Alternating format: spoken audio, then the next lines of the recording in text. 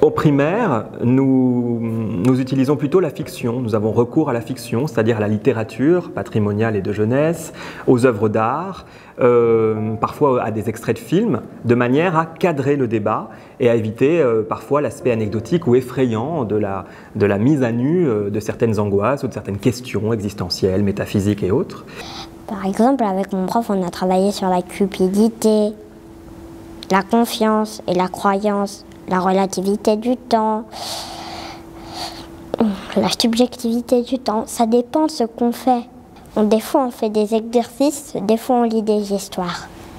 Par exemple, une fois, on a lu le lièvre et la tortue, une autre fois, on a lu le moineau. Pour comprendre ce qu'est la vérité, donc le mensonge aussi, on en parle aussi. Pour comprendre ce qu'est le mensonge, il faut déjà comprendre ce qu'est la vérité. C'est pour ça que j'ai bien aimé. Parce que souvent, avec les gens que je croise, ils me disent non, tu peux pas faire ça parce que t'es trop petite, t'as pas l'âge et tout, donc... J'aime bien les débats justement pour voir la mentalité des gens sur plusieurs points. Le droit de l'homme, c'était parce que en fait,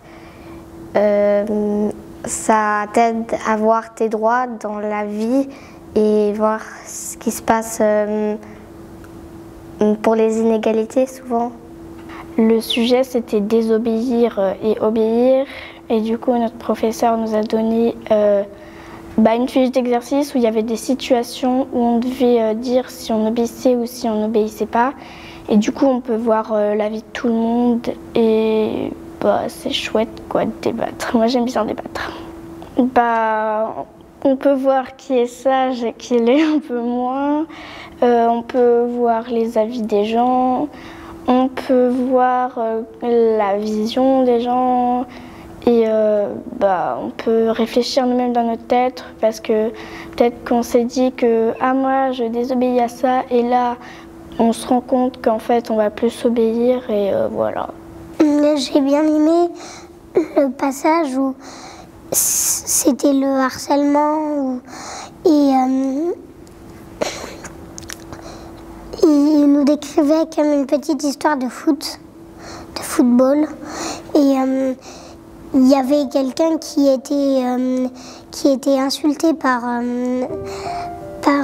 parce qu'il était différent des autres joueurs de football. Donc il a eu des injustices et j'ai bien aimé ce passage en philosophie.